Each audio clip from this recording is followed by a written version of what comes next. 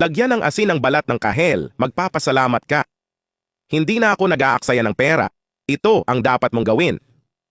Pakuluin ng 1 litrong tubig at ilagay ang balat ng 5 kahel. Sige, ilagay na natin. Magdagdag ng 2 kutsara ng asin at baking soda. Pwede ring magdagdag ng 1 malaking kutsara.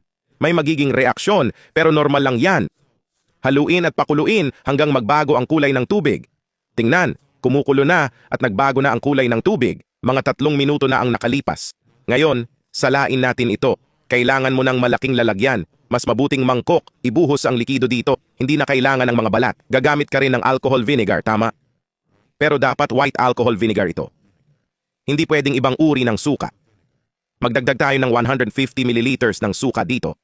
At 500 ml ng sabon panghugas, 1 bote. Neutral na sabon gamit ko, pero bahala ka sa gusto mo. Ibuhos natin ito. Haluing mabuti.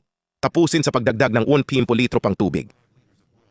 Pero ngayon, gumamit ng tubig na kasing lamig ng kwarto. Haluin ulit at tapos na. Ano na ang susunod nating gagawin? Ibuhos mo ang likidong ito sa mga boteng ito. Tingnan mo, ganito ang itsura nito. Ayan, gumawa tayo ng magandang panlinis na gawa sa bahay. Tama, ang asin at baking soda ay magagandang panlinis. Maganda to sa paglilinis ng inidoro at banyo. Ang orange at lemon ay magaling magtanggal ng grasa. Pwede rin to sa kalan at microwave. Ang suka ay nagbibigay ng kintab. Pwede rin itong gamitin sa sahig.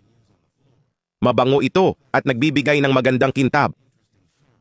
Ginagamit ko to sa hugasan, magaling sa amoy ng pagkain. Tingnan mo kung paano bumubula, naglilinis ng pinggan at nawawala ang amoy ng itlog. Simula noon, di na ko bumibili ng mga commercial na panlinis. Napakaganda, gawin mo sa bahay, siguradong magugustuhan mo ito. Gawin lang to sa iyong sira na LED bombilya at bigla itong gagana ulit. Hindi mo nagugustuhing itapon ang mga sira mong bombilya pagkatapos nito. Ang kahangahangang trick na to ay ibinahagi ng isang bihasang elektrisyan. Tulad ng nakikita mo, sinubukan ko tong bombilya at talagang sira na. Ngayon susubukan ko ang bagong bombilya para patunayan na gumagana ang socket. Ipapakita ko sa iyo ang simpleng proseso para ayusin ang sirang bombilya sa bahay. Una, gamit ang kutsilyo, tatanggalin natin ang tuktok ng bombilya na gawa sa acrylic. Napakadali lang. Gawin mo lang ang ganitong kilos. Pagkatapos buksan ang tuktok, tayo na sa susunod na hakbang. Dito, ikakabit natin ang bombilya sa socket para makita ang sirang LED. Ang mga LED ay gumagana ng sunod-sunod, kaya pag isa'y nasira, lahat ay titigil. Para makita ang sirang LED, gagamit tayo ng tool na gawa sa tweezers at electrical tape. Gamit ang tool, ididikit ang tweezers sa magkabilang gilid ng bawat LED. Yung mga umilaw ay kailangang ayusin. Markahan ng panulat para di mawala. Tapos, tanggalin ang bombilya para ligtas. Gamit ang kutsilyo, alisin ang LED na minarka. May sira kang LED sa bahay o naitapon na. Simpleng solusyon to para mag-isip at makatulong sa kalikasan. Kahanga-hanga ito. Pagkatapos tanggalin ang LED, susunod na hakbang. Kailangan mo ng maliit na lalagyan ng gatas. Takip nito parang aluminum, pwedeng pamalit sa LED. Tanggalin takip, gupitin kasya sa LED, idikit sa tape.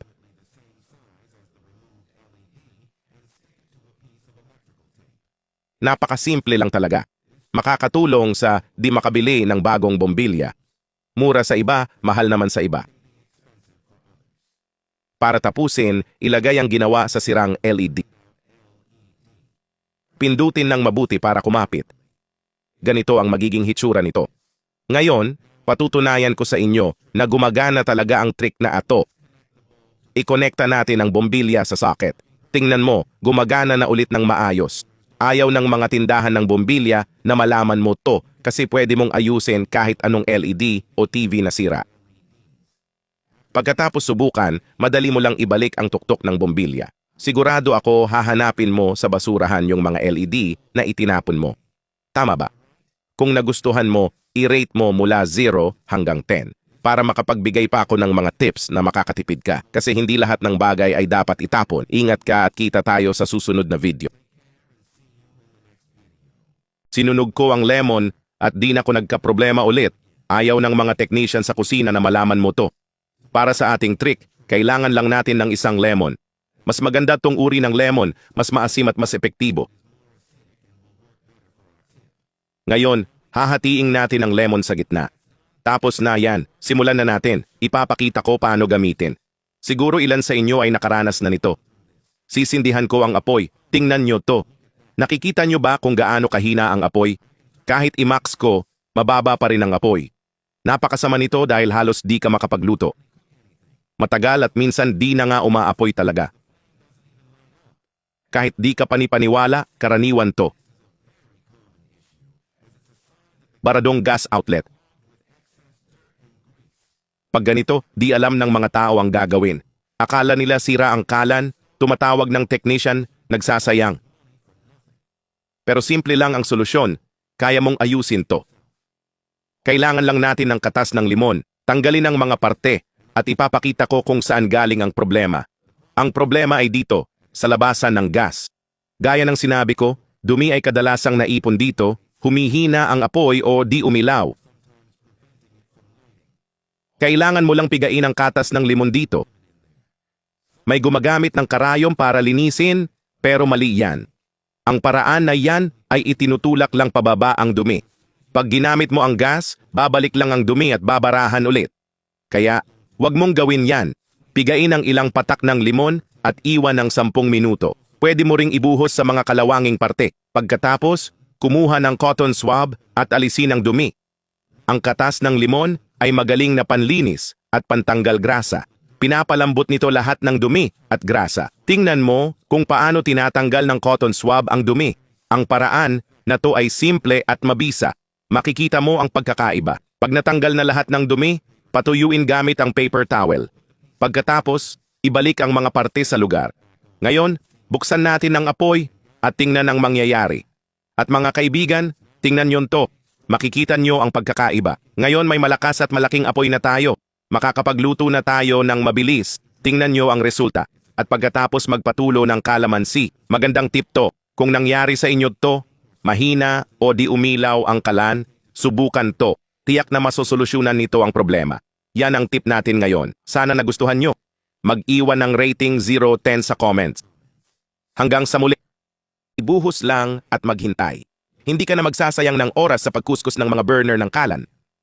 Tama yan. Para gawin to, kumuha tayo ng lalagyan at maglagay ng baking soda. Maglalagay tayo ng 2 kutsara ng baking soda dito. Ngayon kailangan natin ng isang kalamansi. Kung pwede, gamitin tong uri na to. Mas maasim at mas epektibo sa recipe. Hahatiin ko ang kalamansi at pipigain lahat ng katas sa timpla. Magre-react ito sa baking soda, pero normal lang yan. Itong maliit na halo dito ay talagang malakas. Piniga na natin lahat ng katas ng kalamansi. Magdadagdag din ako ng sabon panlaba dito. Ito gamit ko pero pwede kahit anong meron ka sa bahay. 3 kutsara ng sabon ilalagay natin, tapos kailangan ng suka. Pero dapat white vinegar o alcohol vinegar. Hindi pwedeng ibang klase ng suka. Pareho ng dami ng sabon ng suka, 3 kutsara din. Lastly, mga kaibigan, 1 litro ng mainit na tubig. Haluin natin ng mabuti ang lahat ng sangkap. Ngayon, mga kababayan, tingnan natin ang mga burner ng kalan. Kung hindi natin ito madalas linisin, maraming dumi at tira-tirang pagkain ang naipon. At alam ng sino mang sumubok na alisin ito kung gaano kahirap. Gamit ang halo na ito, maaalis mo ang mga nasunog na mantsa kahit ang pinakamaruming dumi. Ang kailangan mong gawin ay tanggalin ang mga burner at ibabad sa timpla. Napakahalagang lubog na lubog ang mga ito sa timpla. Pwede ring isama ang mga bahaging ito na kalawangin at tutulungan din ng timpla na alisin yon. Ilagay mo na sila rito, mga kababayan. Iwan natin hanggang lumamig ang tubig, sige? Mga 20-30 minuto lang to at ipapakita ko sa inyo ang resulta. Sige mga kababayan, pagkatapos ng oras, ilalabas ko ang isa para ipakita. Tingnan nyo to, halos madali na lang tanggalin gamit ang daliri. Tingnan nyo kung gaano kaganda. Bakit kaya? Ang mainit na tubig, suka, baking soda at lemon ay nagpapalambot ng dumi at mantsa. Tingnan nyo lang kaya hindi mo na kailangang mag-aksaya ng oras sa pagkuskos. Talagang kahanga-hanga ito. Kumuha ka ng espongha, basain sa aming timpla at alisin ang labis. Hindi mo na kailangang mag-exert ng maraming effort. Tingnan mo kung gaano kagaling. Tingnan nyo ito. Mga kababayan, napakadaling matanggal, napakaganda. Tingnan nyo ang pagkakaiba mga kaibigan, para itong ibang bagay na talagang kahanga-hanga. Kaya ayun na yon, ang mga burner ng kalan ay marumi at may mancha. Nag-aaksaya ka ng oras sa pagkuskos hanggang sumakit ang daliri mo. Gumawa ng timpla sa bahay at tiyak na magugustuhan mo ang resulta. Maraming salamat sa panunood ng video. Yakap, pagpapala ng Diyos at kita tayo sa susunod, kung loobin.